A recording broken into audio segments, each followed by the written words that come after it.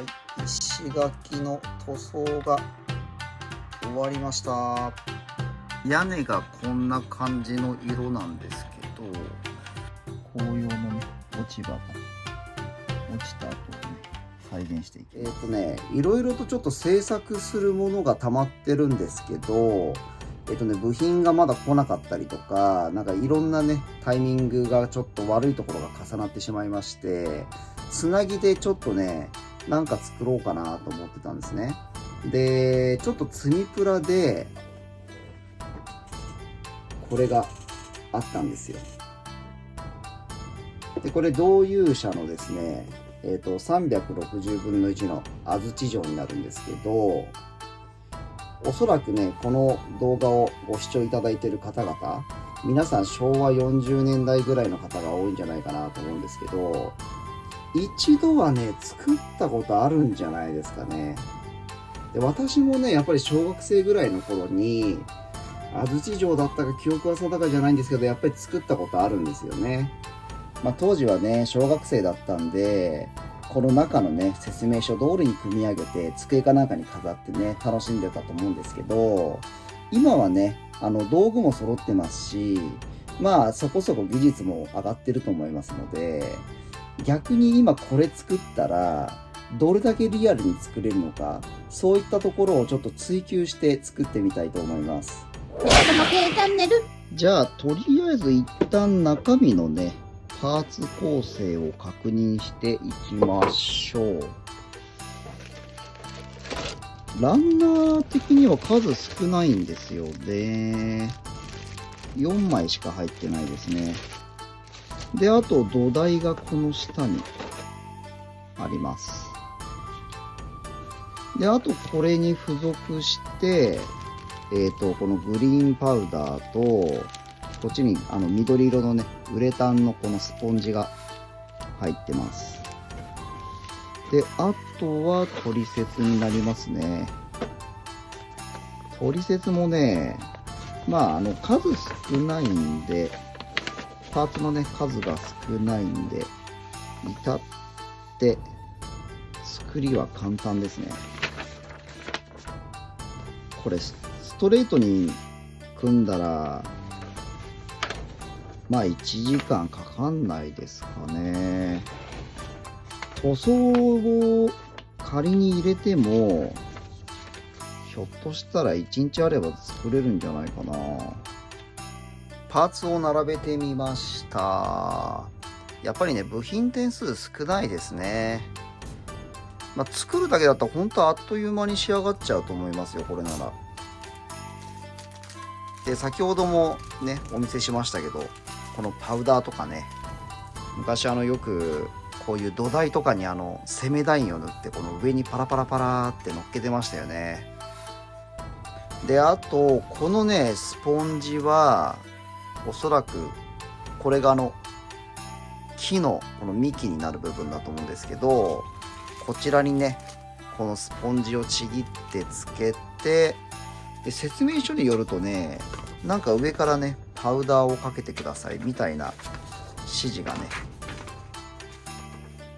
こちらに記載されてるんですよね。で、一応、今回はね、これは使わないで、ちょっと違う形でね、木を作ってみて、で、実際ね、この庭に植えていきたいと思います。今回はね、ダイソーのこちらの商品を用意したんですが、これ靴とか小物を整理するように使うためのこのクリアケースになるんですけど、これ結構いい大きさのサイズなんで、このままね、逆さまにしてケースにね、使っていきたいと思います。で、一応土台もね、用意してますので、この上に安土城を設置してケースをかぶせると。一応こんな感じで完成させたいと思います。はい、もうね、一応土台の上に乗っけるね、ベースは切り出してありますので、こちらの方をね、これから接着の方をしていきたいと思います。まずは木工ボンドでもう大雑把にこんな感じで乗せていきます。でヘラでね伸ばしていくだけです。あとはこんなもんかな。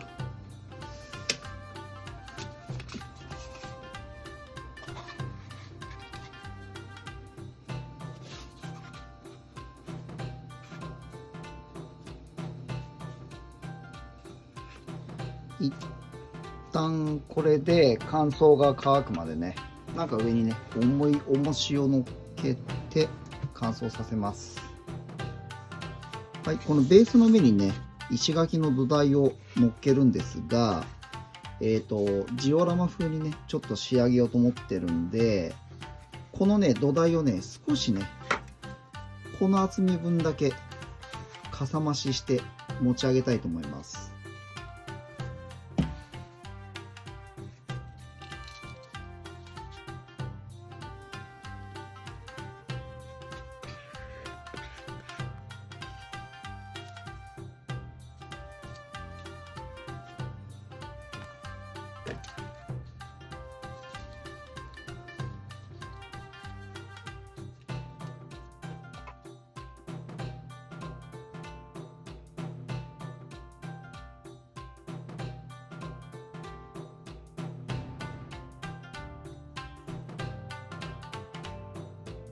では石垣のね土台がもうすっかりくっつきましたので、今からねこの盛り上げた分だけね周りに、この土を乗っけていくんですけど、ですね使うのはこちらの容器に、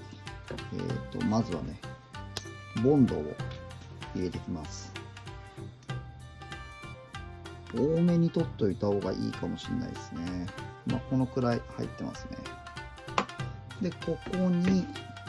水を加えます。はい。で水彩画とかで使うようなねこういう筆で構わないので、先ほど混ぜた水性ボンドと水をよく攪拌していきます。結構ねダマになっちゃってたりとかするんで、よく攪拌した方がいいですね。でおおよそ溶けきりましたらティッシュペーパー用意します。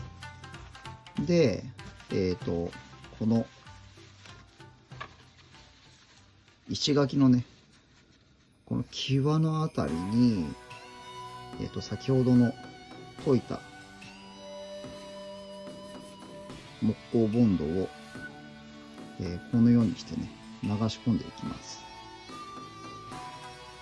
で何度か繰り返さないと多分盛られていかないので、盛りきれないので、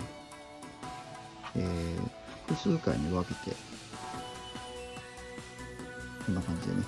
最初はねほんとちょっとで大丈夫ですね。はい、こんな感じでやっていきます。一巡しちゃった方がいいかもしれないね。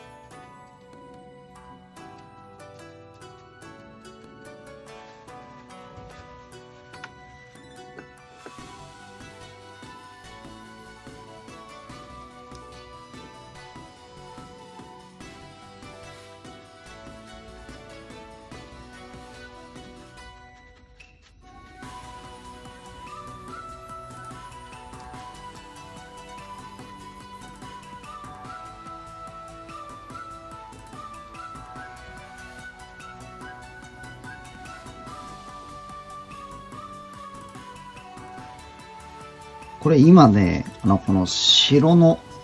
名前の入っているプレートをここに設置したいと思うので、ここだけちょっとね、もう一枚、スチレンボードを切り出して貼り付けました。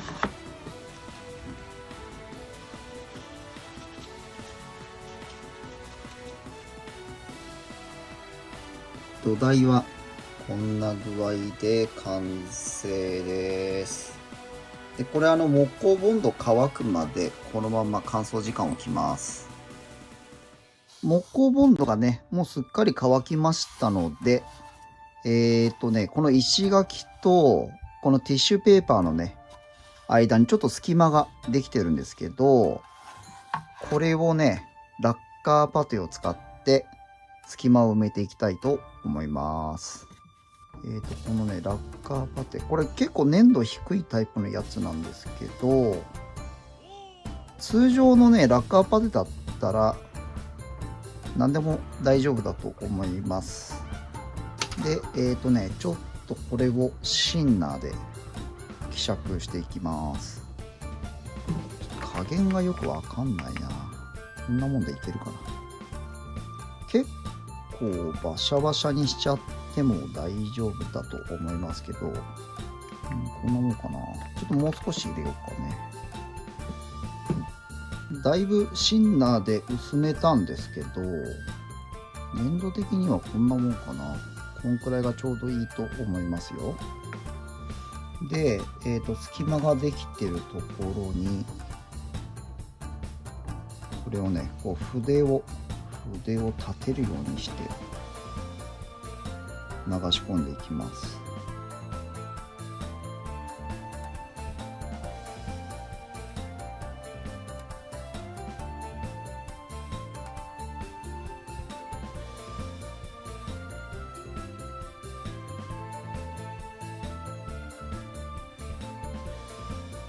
ちょっとね、余分なパテをあらかじめ完全に乾いてしまう前にちょっと落としといた方がいいかもしれないですね。この石垣のね、モールドが多分一緒に埋まってっちゃうと、せっかくちゃんと石垣の形になってるのに真っ平らになっちゃうので、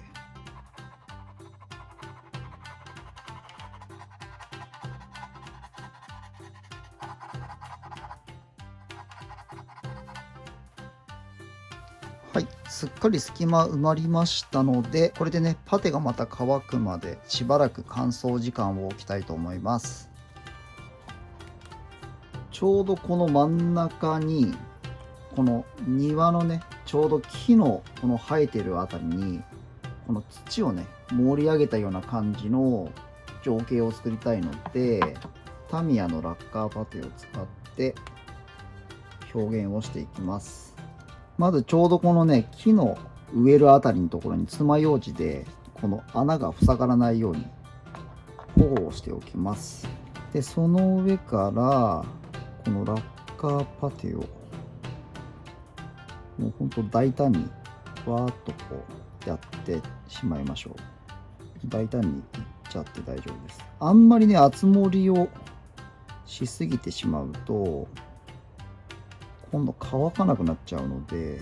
熱くならないようにね、なるべく薄めに伸ばしといた方がいいでしょう。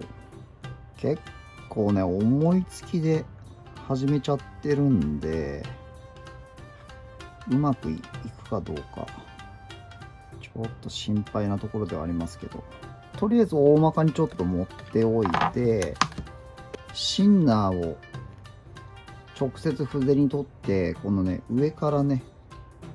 この叩くようにしてパテの表面をならしていきます。これ戦車とかのね、鋳造とかの表面を再現するのにもね、結構使う技法なんですけど、この筆を立てることによってパテのね、この塗ってある表面がね、ざらついた状態で仕上がるので、多分これもね、こういうこの土の表現とかね、そういうのに応用できるんじゃないかなってちょっと思ったんですよね。ちょっとしばらく溶剤飛ばした方がいいかな。だいぶいいんじゃないですかね。結構それっぽくなってきたんじゃないですかね。はい、こんくらいにしときますか。ね、ちょっとね、一旦ワイヤーブラシ使って表面を荒らしていきます。こ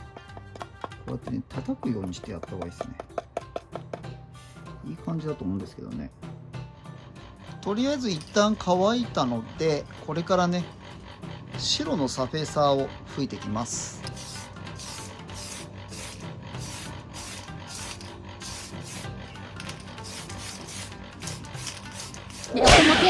今回の動画はこれで終わりとなります。次回は土台と石垣の着色の方を始めたいと思います。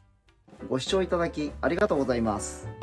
このチャンネルは私が作りたいと思うプラモデルの制作過程を配信しています。何かリクエストがあれば気軽にコメントを残してください。Twitter や Instagram もございますので、そちらのフォローもよろしくお願いします。もしこの動画を気に入っていただけましたら、いいねボタン、そしてチャンネル登録をお願いします。また次の動画でお会いしましょう。バイバーイ。